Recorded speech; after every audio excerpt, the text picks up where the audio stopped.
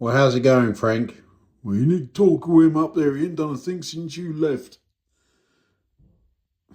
He's telling tales on you. All right, I'm just a big kid, but I am back. I want to talk to you about droppers and feeders and all of that good stuff really quickly before we lay some track. Come on. If I spent as much time as I do setting those things up as I did putting track down, we'd be there by now. Now, you may remember these wires. These were attached to the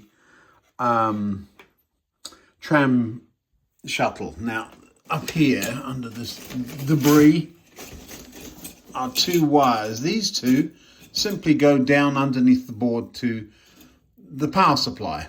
Well, it's not quite true. They go to the shuttle circuit, and these were plugged into that. Now then, somebody asked what this was on the board. It's quite simple. It's the lid to the shuttle circuit, and this was the little circuit I made that was the shuttle. That'll bound to be a 555, and there are a couple of terminals, and it all fit on that little. Oh, look, that's strip board, not project board. I just noticed the notches in each end of the board there. That's so that the lid goes on. That's all there was to it. Little feed, two wires in, two wires out, and away you went. So why am I showing you all of this now? We're trying to lay some track. Well, let me just explain. This would be a very common wire to use as a dropper. Now, a dropper, what is a dropper? You find a bare spot on the bottom of the rail, somewhere there, look, you see? And you solder this wire to that. And this goes down under the board. You join them all together, and that's what feeds your track. Then it really doesn't matter whether these connections are any good at all. On the other end of the track, on this particular one, there is a regular fish plate and an insulated rail joiner fish plate. Let me show you how that works. It's stuck on there. I can't get it off. No, I can. So there's a little bump in the middle. You see it there? So when the rails come in from either end, they can't touch in the middle.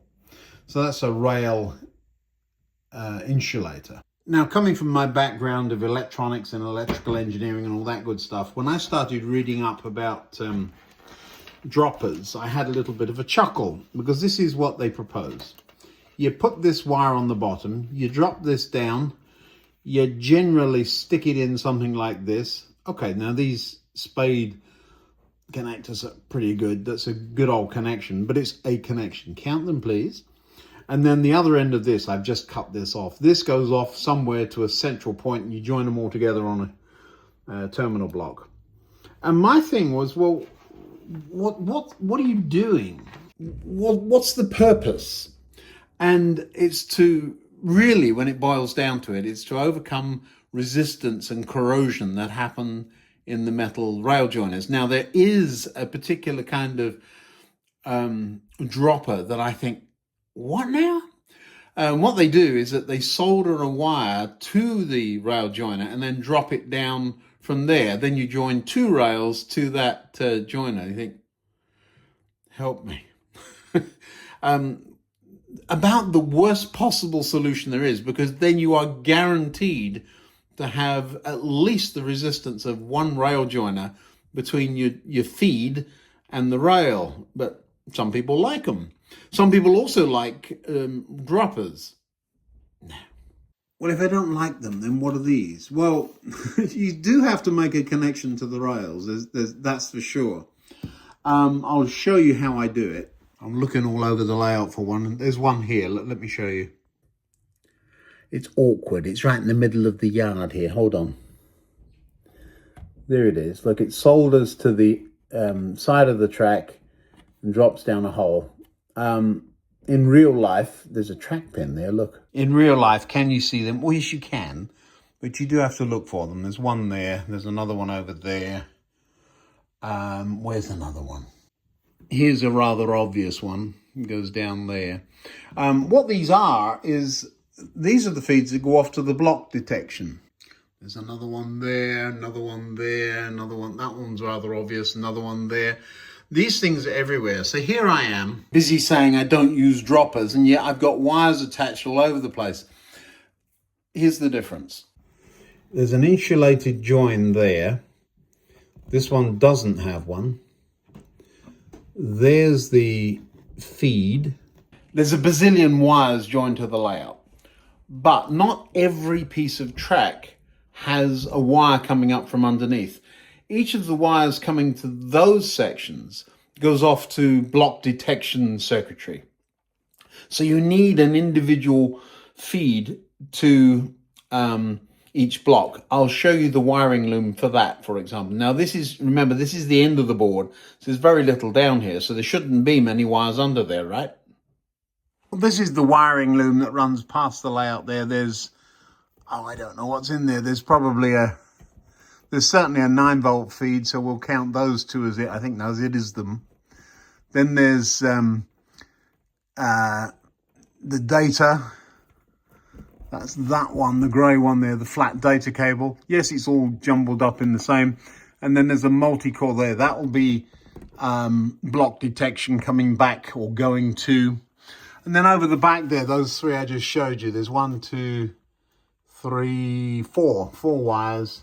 And those indeed will go back to a connector. And around the other side of that is the block detection circuit board. There it is. So then each of these wires goes back to a detecting circuit. Now, how do I maintain electrical integrity then on this side? Well, this side's relying on the fish plate. And that one doesn't look great. That one's just fine. So for me, on the lower level, this side is the common. Now, I could join them all together. And where I've anticipated problems with different types of track, I'm looking. Do you see this? Do you remember the one I had to cut the other day?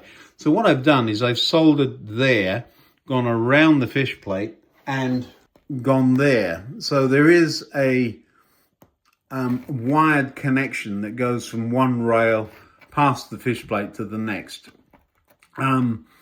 Why do I do it that way? Isn't this more obvious? Well, no, I didn't notice it when I was taking the track apart.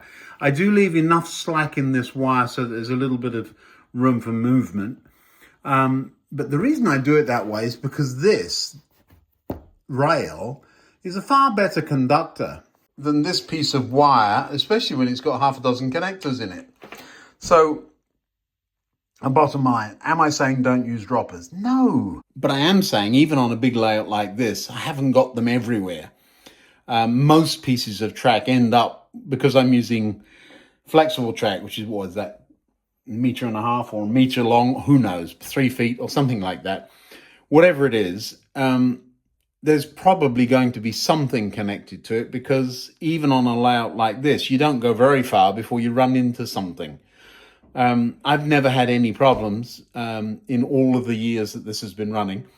Part of that is because the track is laid straight onto the baseboard. It doesn't have anything under it. Now, there's a huge debate about that too. Now, because the rest of the layout is laid that way, I'm going to replace the bit that I've taken up that way. So we're going directly onto the baseboard. There is an advantage, I'm told, of putting some squidgy stuff, certainly for sound dampening, and I can see that. We'll do that up on the top, perhaps. We'll see how we go. But since most of the layout, and there's a lot of it, is done without that, let's put this back the way we found it. We're just easing the curve. Now then, let me talk about the ferry train. I was looking around the layout to try and find it. I noticed one of the locomotives there, so it can't be here.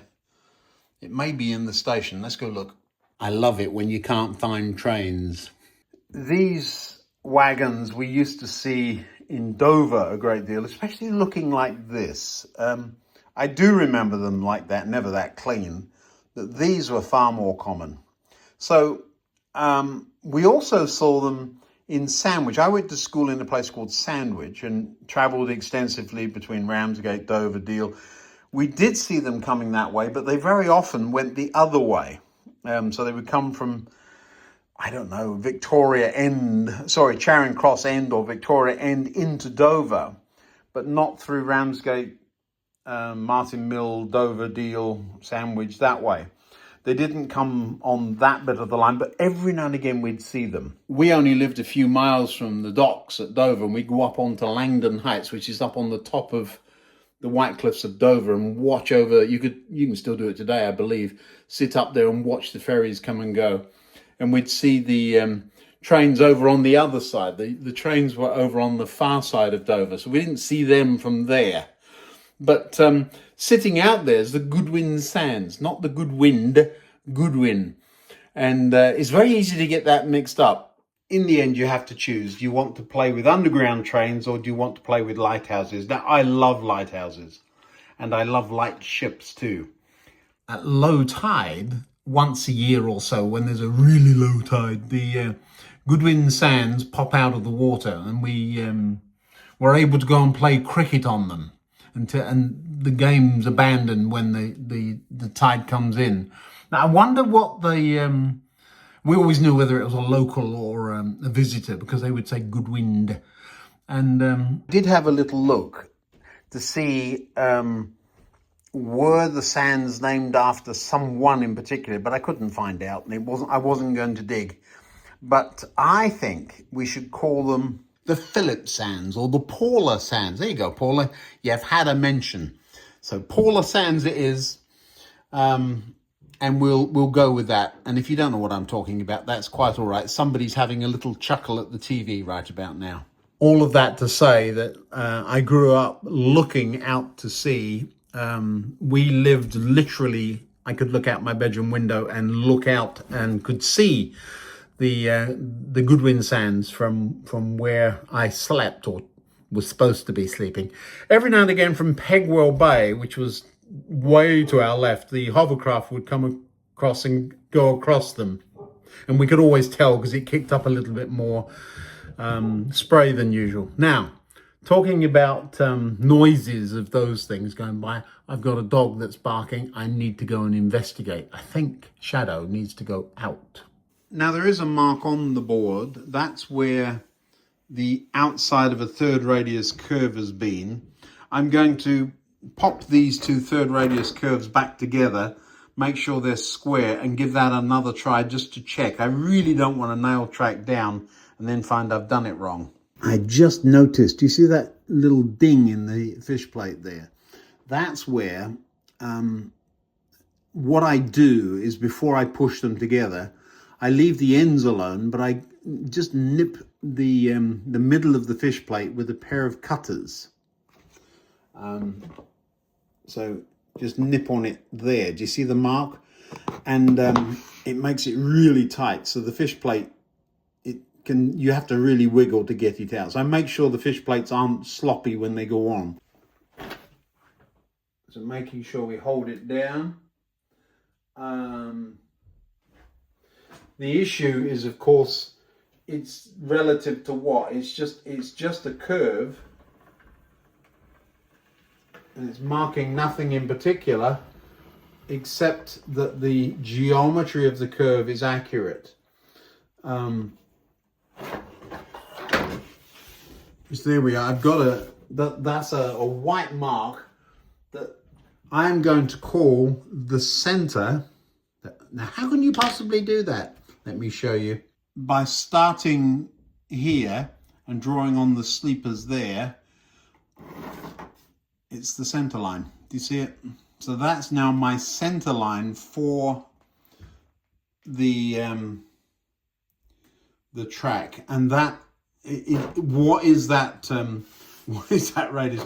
Well, it's the outside of a third, so it's going to be bigger than third radius. So it's going to have eased the curve from second to more than third. Have you ever heard of Heath Robinson? Just saying. It's just a question. There's no particular reason.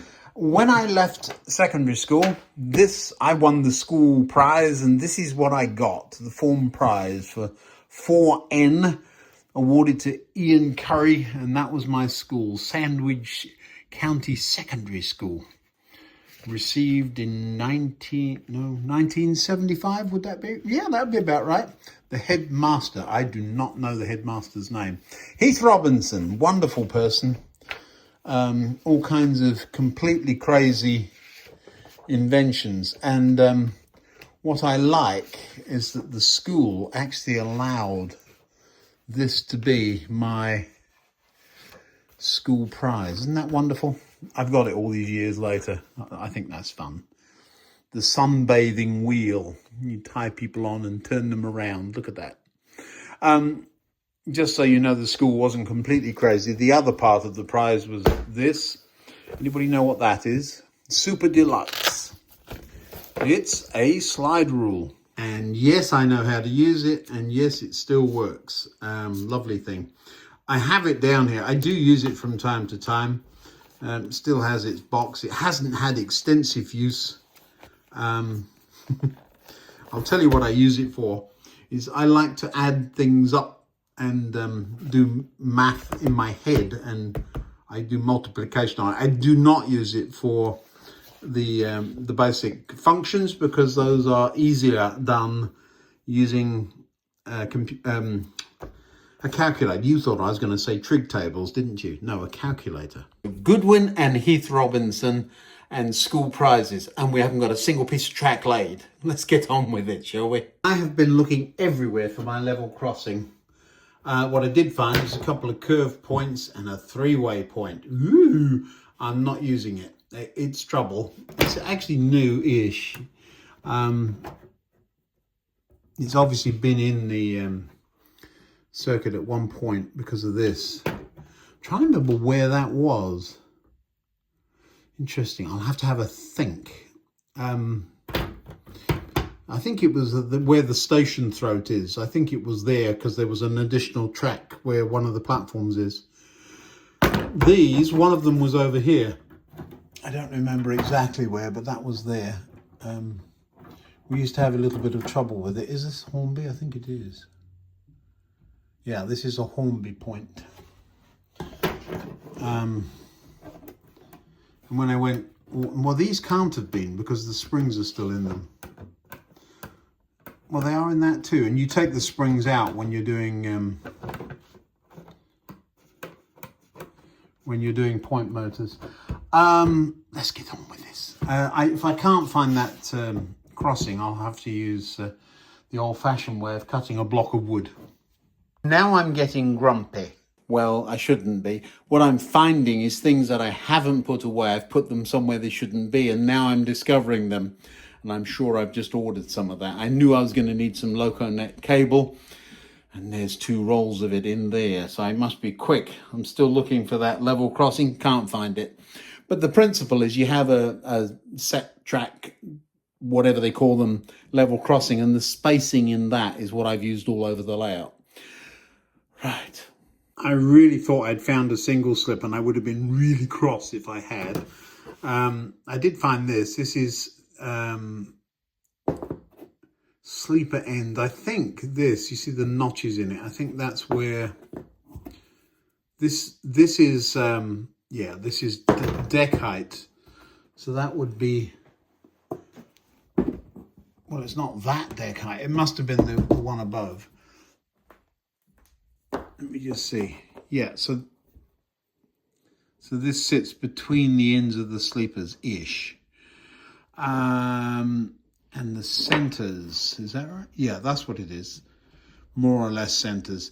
There was a piece that I had that was cut to sit on the rails as well. So I'm not going to do it now. You could run it along. It was like a gauge from here to there.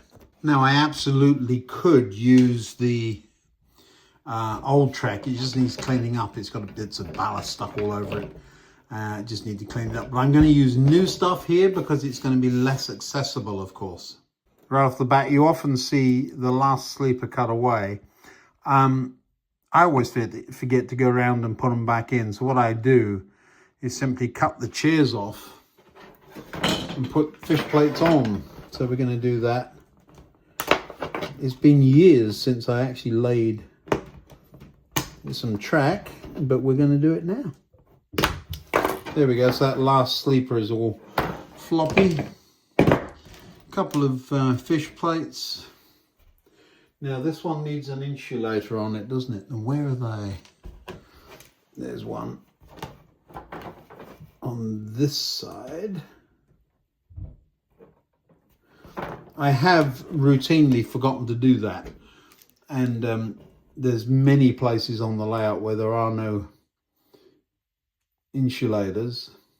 Do you see what I just did? I nipped the fish plate so that it makes it harder. The first part will still go on, but it's now much tighter.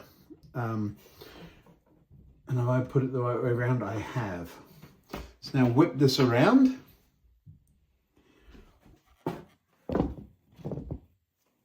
Hook it up. Now the camera is going to get clobbered by this, I expect, is it? Yes, it is. I can put you there so you can see what I'm up to. I'm joining up the track. I need a pair of cutters, not cutting anything, just sliding the fish plate on, making sure I can actually get it on.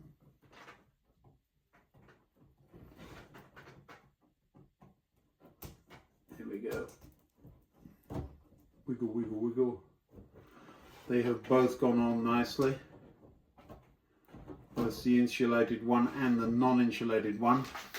I then put a knife blade in between the rails just so that I've got a little bit of a gap before I start swinging, and then we just get hold of the end. I keep my thumb on at this end just to stop the outer rails sliding, and all the way down I'm nipping it around. You've all done this. I mean, I'm teaching Granny to suck eggs, I think.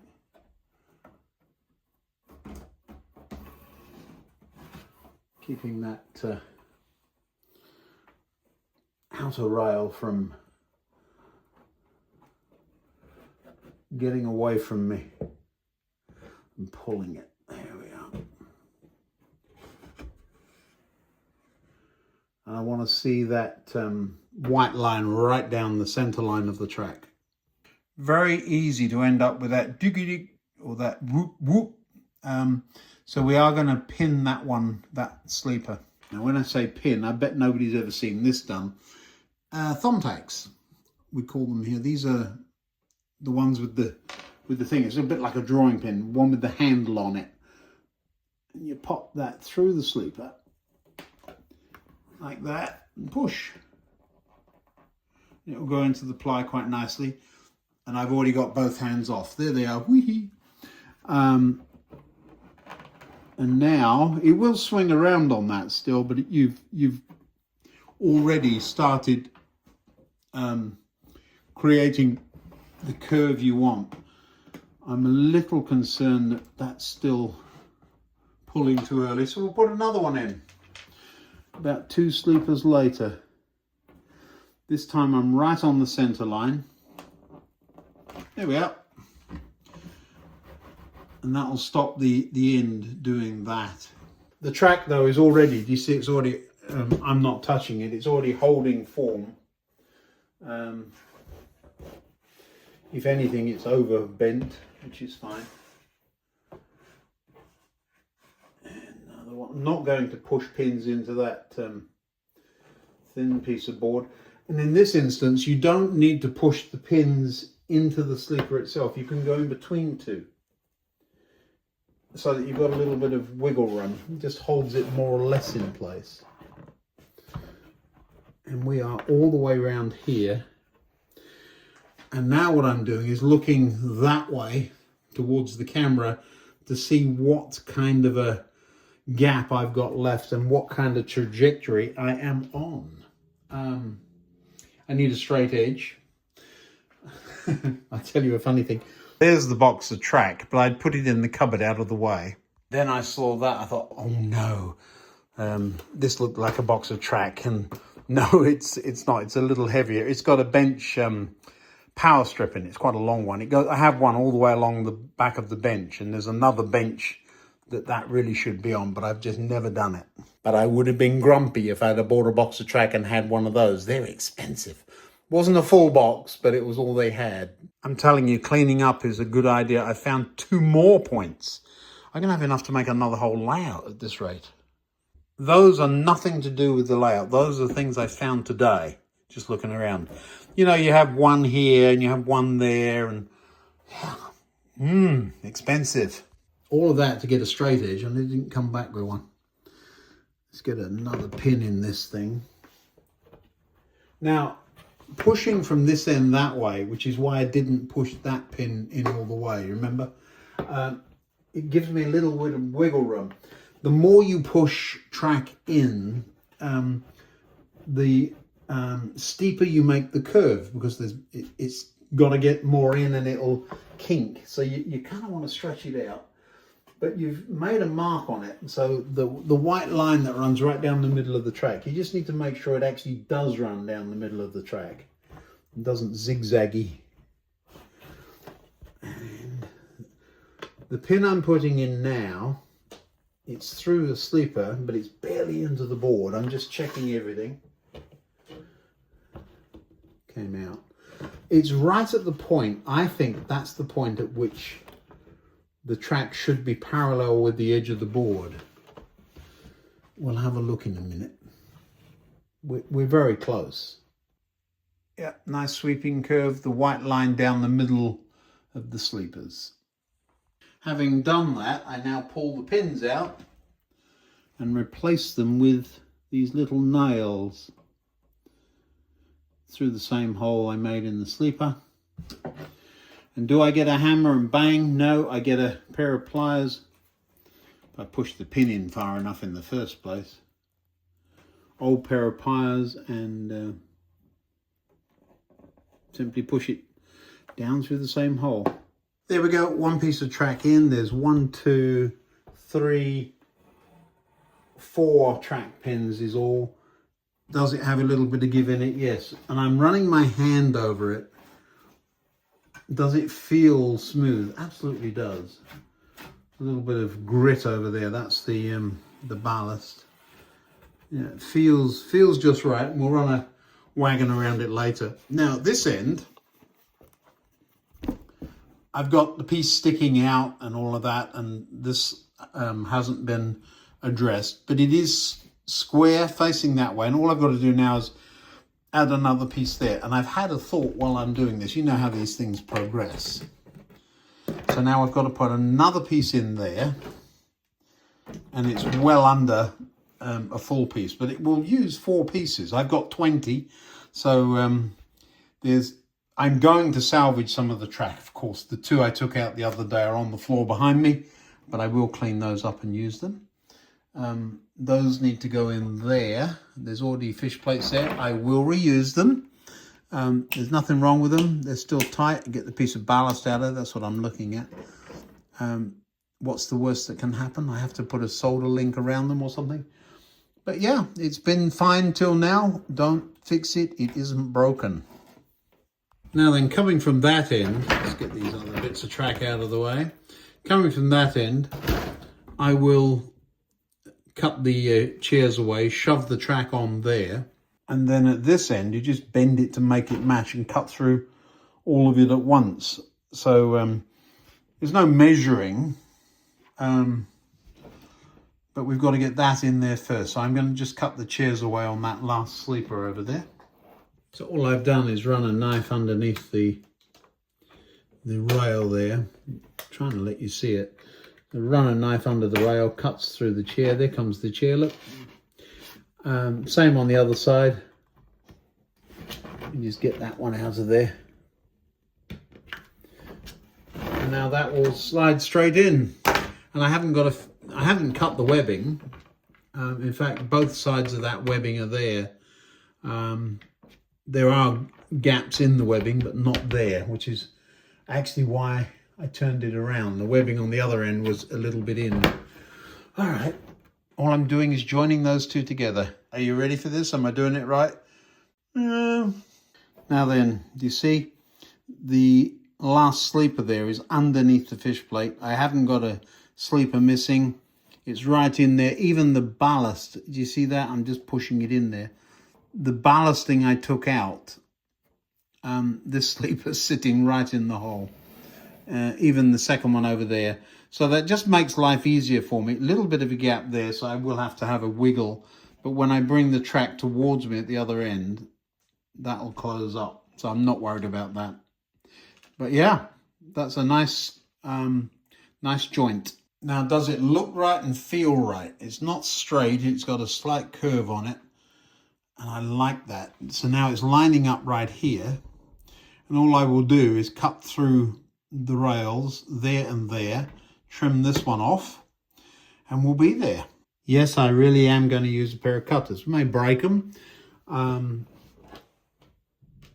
They're supposed to be designed to do this. And they did. Keeping the flat side towards the bit you want to keep. You missed the fun. I have no idea where that went. It flew off somewhere. Cutters survived. Both these cutters, they're cheap and cheerful, but they do cut through that stuff. Did I cut it long enough? Yeah, I did.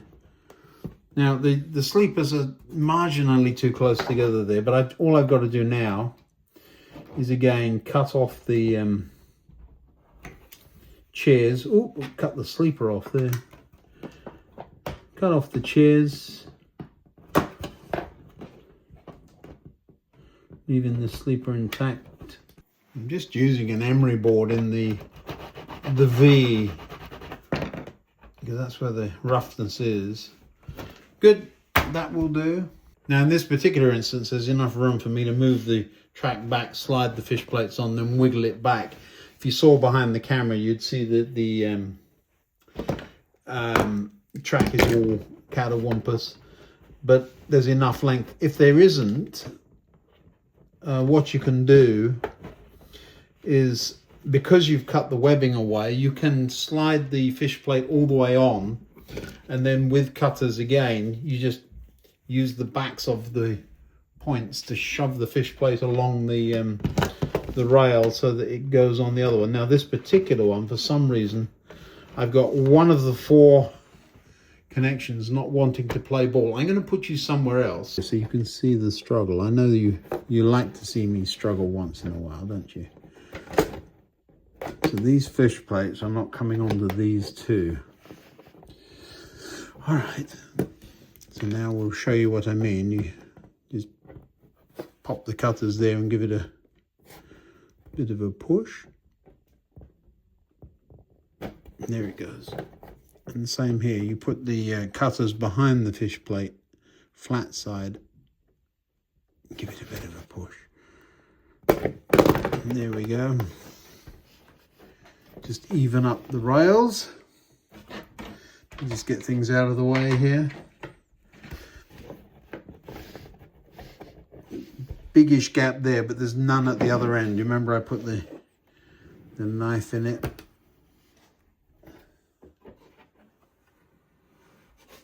That's it. That kink there, that's where I've just nipped the top of the fish plate with a pair of cutters, and that digs into the rail. That's why I was having trouble sliding it on.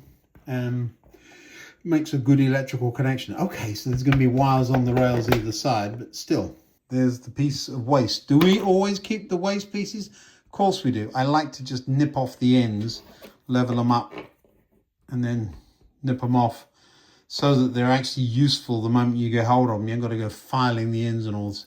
Look how much that end is chewed up though, do you see? So the end away from the cutters really chews it, it gets chewed up, but the other end is just snip and usable. I forgot you were watching. Second track, much easier. You just lay the block beside, put a pencil on it, and off you go. Run around the board, you end up with a white line. And that isn't the center anymore, that's the edge this side. That's the spacing. This second track is going in quite easily, but I've just noticed something. You see that? This is a twist, and the reason for the twist is that the rails haven't bent evenly, and so the outside one is being pulled this way. And so it's lifting the side of the track. So what you have to do is just wiggle a bit and just work it in and push on the end, not with your thumb. but just push on the end with a pair of pliers. Don't use your thumb or you'll end up with a bull head or whatever this is, shape hole in your thumb. Still not right, so take the pin out, give the track a bit of a wiggle, and it's gone down a bit.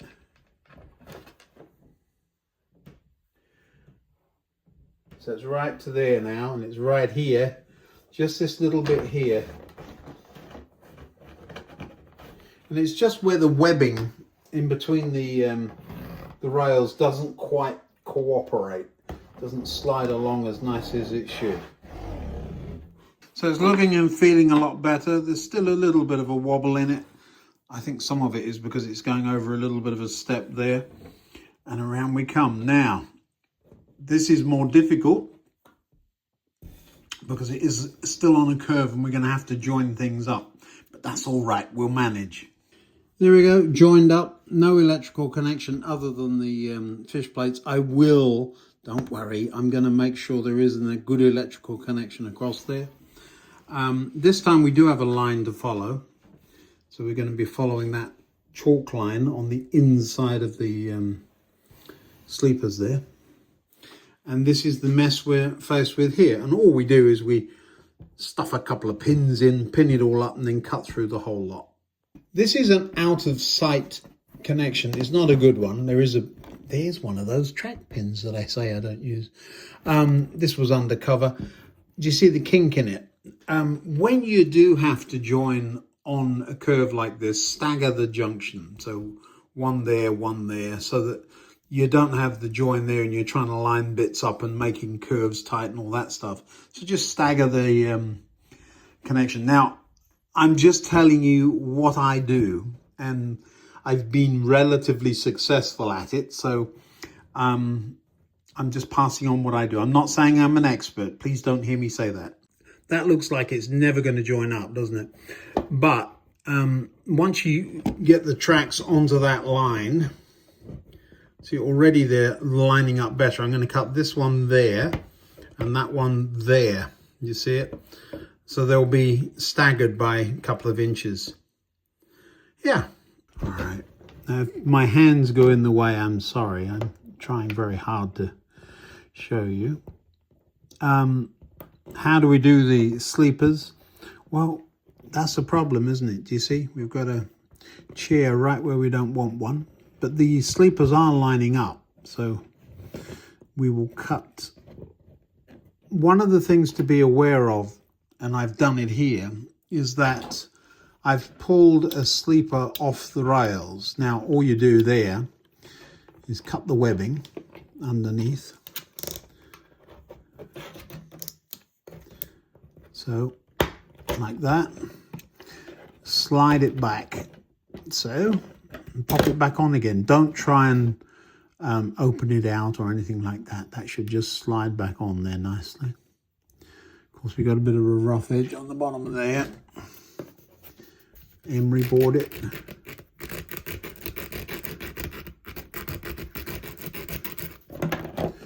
That should just go straight back on there now. Yep, says yes. It didn't. It will. And now it's on. We've got a couple more come off the other end there, but we can thread those back on in a second. We've got to cut the chairs off there too, haven't we? Do you remember? So let's get rid of those so we can get a fish plate under there. Feels much more clunky, this one, doesn't it? It's not, it's just different.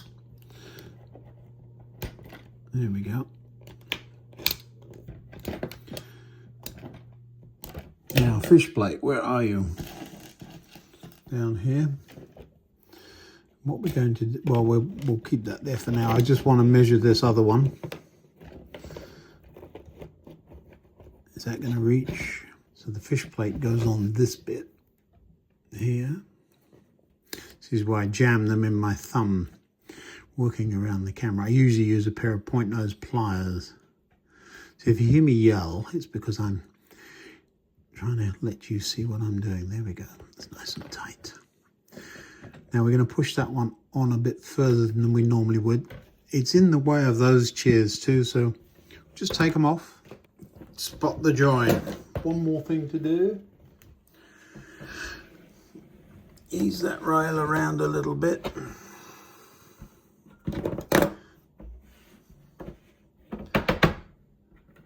Make sure everything's just tickety-boo. It's tickety, I just don't know if it's boo. Bit of a rough spot there. So now that is all of the waste from those two pieces of track. Two sleepers and those two bits of rail. They'll be used as props somewhere, and I'm sure I'll tidy those up and make them useful. Can you see the join? Of course you can, it's there and there. Nice and smooth, and I can run my hand over it without problems. Let's get the wires on and we'll have a train run, shall we? There we are, the block sections are soldered on. The wires are soldered back across those two joints, so those two pieces of track are in circuit. There's nothing across these joins, and these are just shoved in there. Now I will join those eventually. I'm not doing it tonight. Let's turn the power on and see if we can run a 4 EMU that way across those junctions. While I'm waiting for the computer to boot up again, we had another power cut this week. Tree fell down just up the street and took the power lines out. Yes, I have a Dremel. No, I don't use it for cutting rail very often. Awkward places I sometimes do. Get a much cleaner cut with a pair of cutters. Yes, it ruins the cutters. They're cheap. You buy another pair. It's about the same price as Dremel blades. Soldering to the side of the track, I don't have a problem doing it. I don't like going underneath. I know everybody else does it. I know that. The droppers, you can't see them. How many wires have you seen attached to sides of rails in real life? I'm joking. Do it whichever way you like. Works for me. If I do need to move track or lift it, I don't have to worry about where the droppers are. So that's another thing. Yeah, so one day up and back down again with those two bits of track. I know there's lots more to do. I know, you had to be first, didn't you? Yep, I did.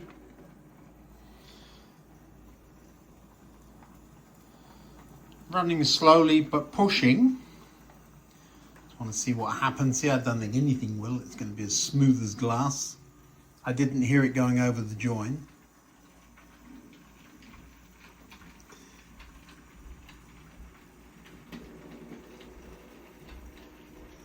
Well, there we go, first train over. This is the test, because this is what would not work in the past. You've seen it work, but only by trickery faffery. Let's leave it at that. Let's see what happens here.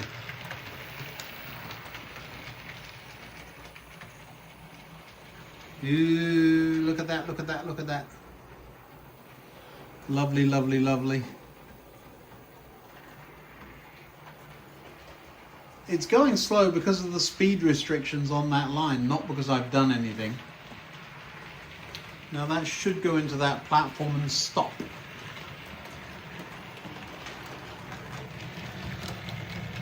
One shot so that you know I'm not cheating. How about that? Now then, we have just succeeded in running the first ever shuttle on that line. Let's see if we can run it back the other way. Here it comes. This would be a normal operation for this track. Now it's pushing the whole train this time, and this is where the problems always started, because you were coming over, and I've told it it's got to run right side running, and that was actually the problem. There's my block. And it would come off the rails there and plough into the hill. And now it doesn't. Climbing over things, of course. There we go. Now let's see if it stops before it runs into the end of the...